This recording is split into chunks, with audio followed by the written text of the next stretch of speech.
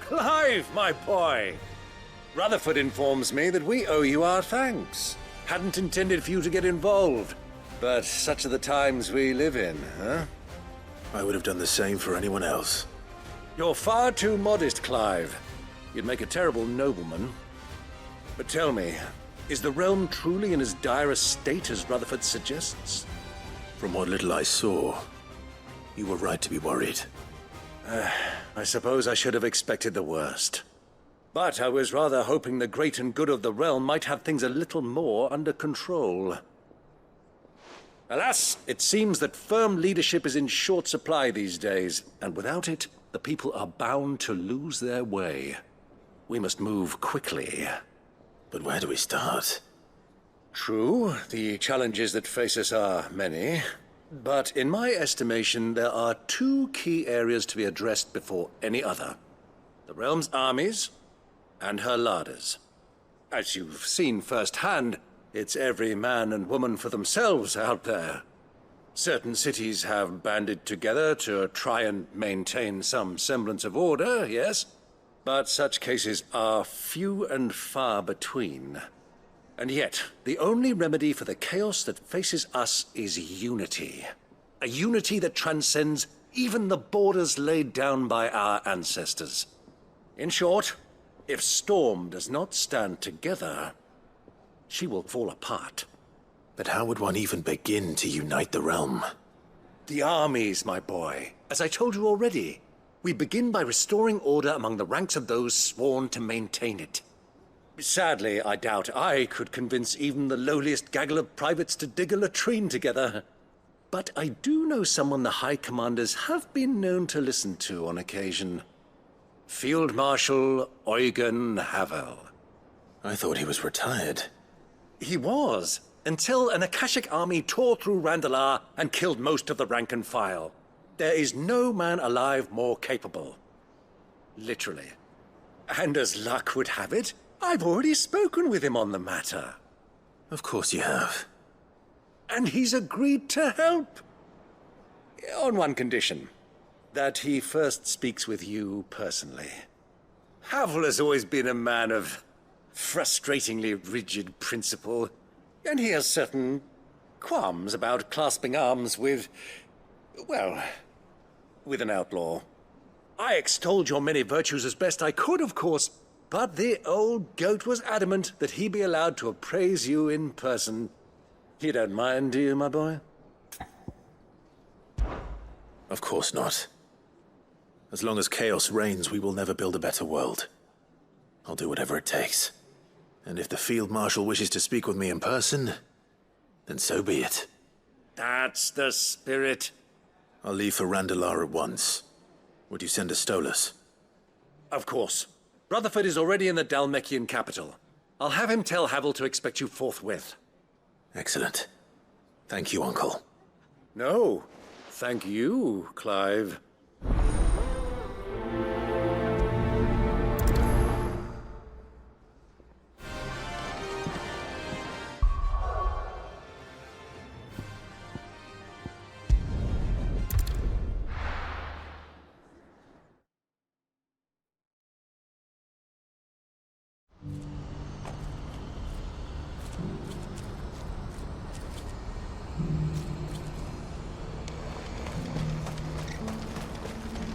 What are you looking for?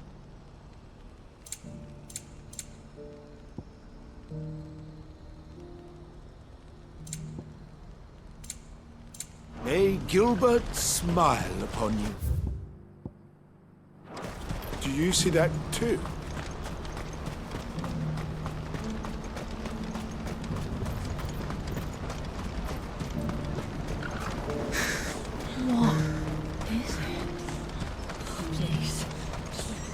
I'm scared.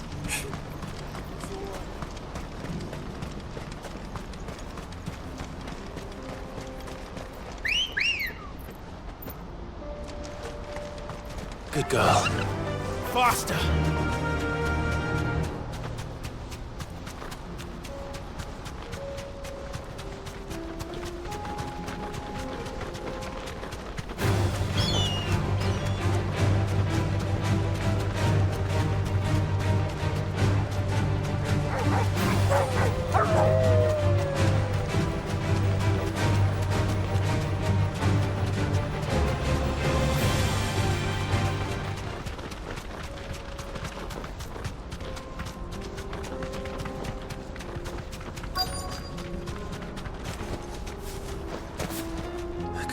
Rutherford, can it?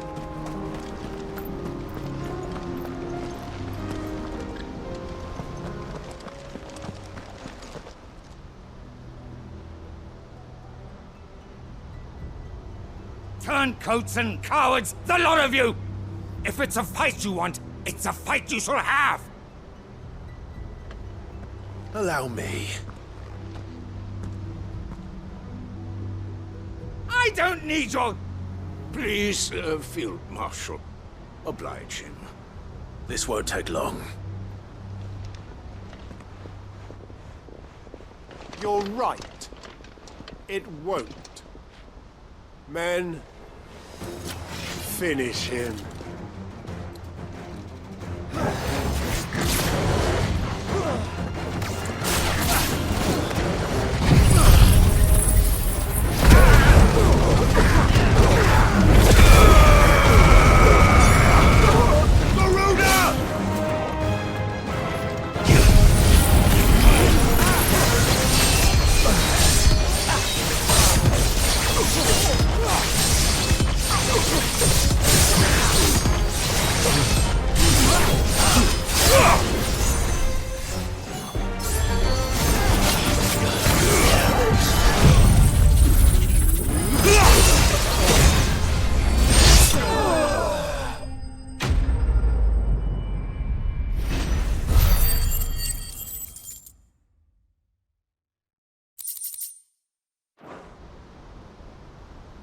A little longer than I'd have liked.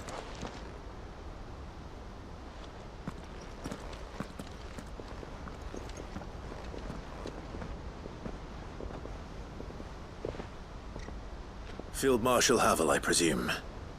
Are either of you injured? No, my lord. You arrived just as our escort turned on us. Fucking traitors. I'd heard reports of soldiers in the outlying regions abandoning the oaths they swore. But I hadn't thought the corruption had reached so close to the heart of the Republic.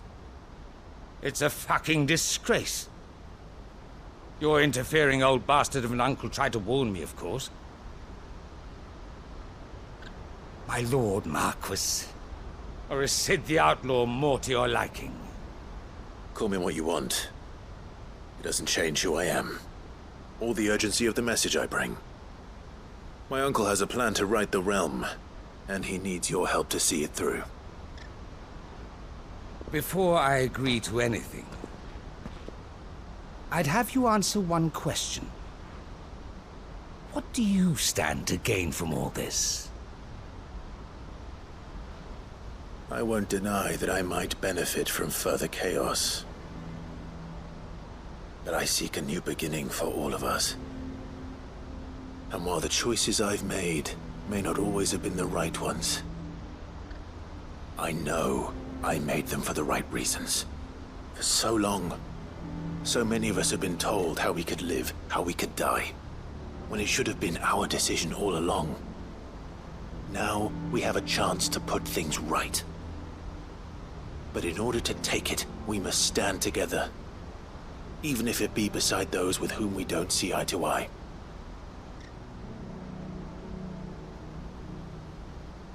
Certainly not the words I expected from an outlaw. But perhaps your uncle was right. You are no ordinary outlaw. I'll never hear the end of this. All right. I'll start by ordering my most trusted guard to bring the Dhalmekian fringes under control. Next, I'll make contact with my counterparts in the Imperial Army and see if I can't convince them to try and restore order in their own territory. Thank you, Field Marshal. But they are not the only ones we will need to convince. What do you mean? I don't doubt that I can bully some sense into a few generals. But those they answer to require a different kind of persuasion. And when it comes to honeyed words, well, we will need an envoy. One who can court even the most stubborn of statesmen. You, perhaps. I'm flattered. But I'm no diplomat either. And I have other problems to attend to. What we need is a skilled arbitrator. and I may know just the person. Is that so? And would he happen to be an outlaw too? Of a different kind, perhaps. Beggars can't be choosers. I suppose we'll all have to find a little of the outlaw in ourselves if we're to make it through this. Very well. Send your man to me right away. I shall.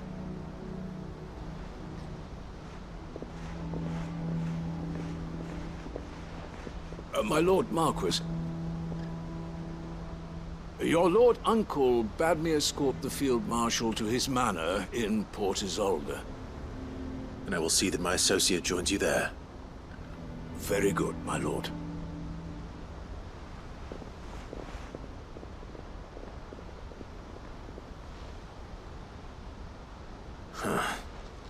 An envoy. I'm not sure I'm the man to talk anyone round. I can barely convince my brother to take his medicine. No. This is a job for someone with experience. Someone like Quentin. I hope I can convince him at least.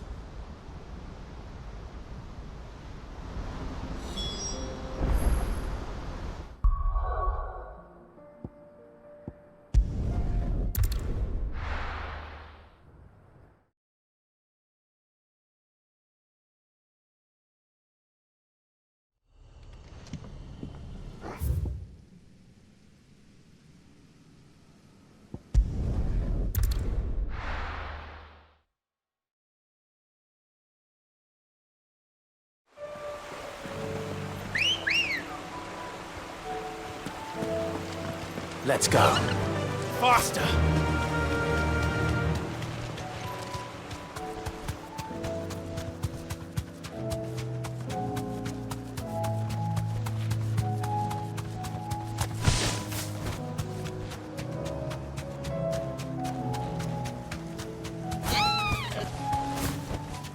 No need to ride from here.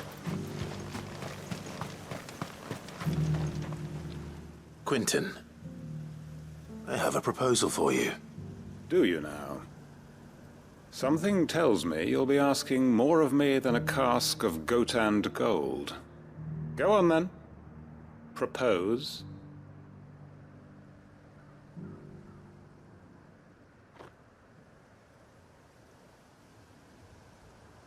You'd have me convince the chiefs and chamberlains of the realm that they should simply swallow their pride and do the one thing that has proved impossible for thousands of years.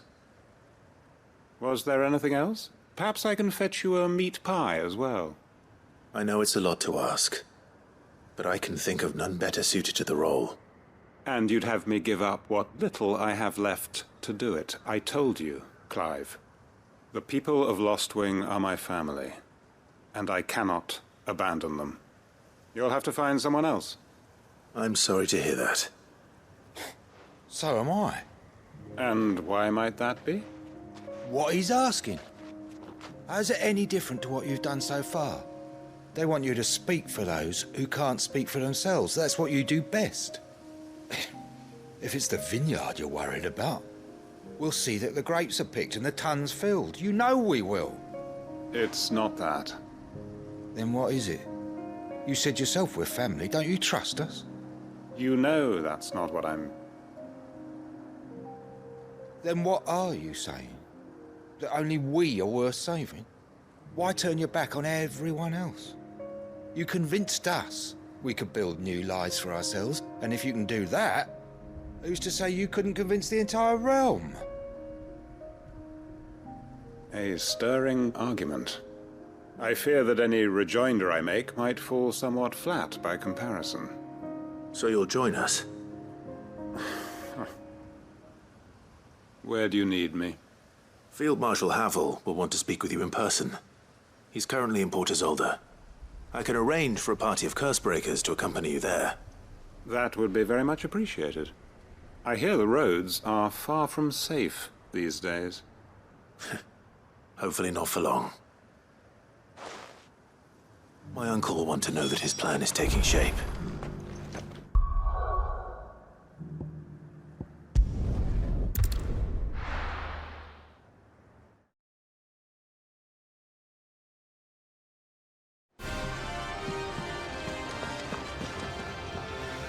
Uncle, I bring good news. The Field Marshal has agreed to your plan. Ha! Of course he has. I didn't doubt you for a moment, dear boy.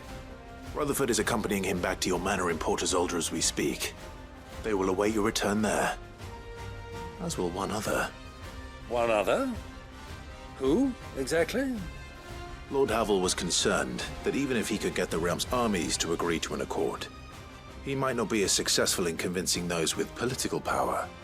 He asked if I might have a solution, and I suggested a certain Imperial Lord Magistrate turned Liberator. One of your co-conspirators? Master Quinton would probably call me one of his. But yes. Another outlaw, then. Just the thing we need to put these rotten politicos in their places. Good thinking, Clive. I'm glad you approve. The more the merrier, eh? Uncle, assuming Havel and Quinton can solve our problem with the armies, you still haven't mentioned how we might manage the grain shortages. Oh, don't you worry, my boy. The 7 high houses will be seeing to that. They have all agreed to make the most generous of donations. Oh, of course, it did take a little persuasion, but luckily I had some unexpected help. From who? Why, you, my boy. Rumor has it that you rescued the Lady Ariane's head steward Rockford from a horde of bloodthirsty bandits. It was more of a handful. Well, the old battle axe was so pleased. She had a shipload of talents delivered to my private docks by the next new moon.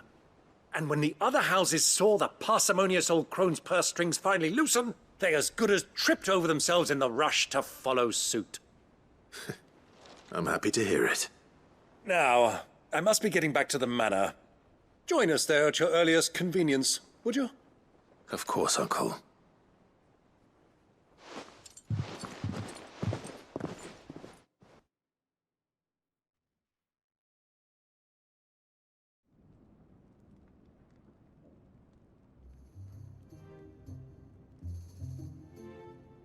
And how, pray tell, will we get that grain to the capital if the roads are still overrun with akashic?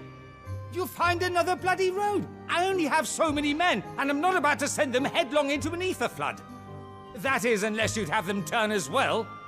Well, I'd certainly eat less. Says the man with a belly bigger than a band of curls.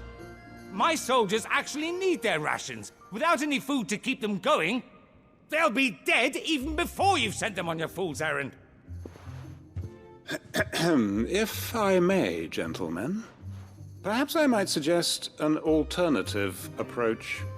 Though supply routes are indeed disrupted, there is no shortage of ships. Indeed, they bob away in every bay from here to Randalar, awaiting a safe haven. Allow them to make port and fill their bellies full of grain. And once those who crowd the cities are fed, ferry the displaced back to the countryside to work the fallow fields. But I'm sure that you wish to continue your discussion. Forgive the interruption. 2 such firm friends as yourselves need no help from the likes of me. Rutherford spoke fondly of the great bond between you. Us? Friends? I can't stand the man. Clive, I'm beginning to question the quality of the company you keep. And what kind of company were you expecting him to keep? The man's a criminal. Criminal? How dare you? You are not fit to breathe the same air as this fine, upstanding young gentleman. Upstanding? He calls himself Sid the Bloody Outlaw! Once more unto the breach.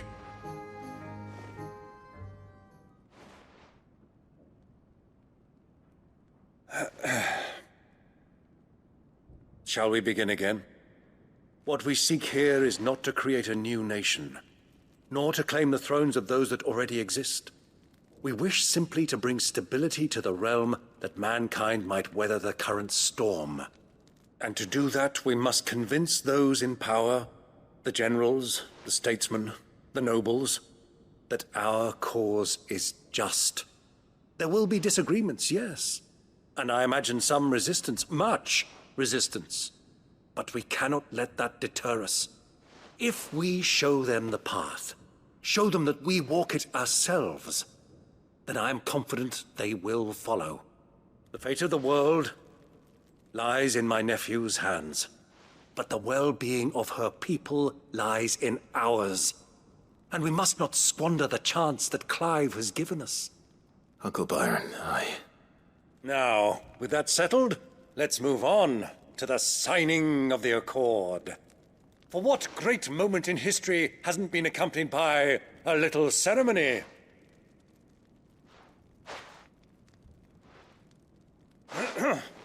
Citizens of Valisthea, I present to you the Triunity. Rutherford, Mike Will.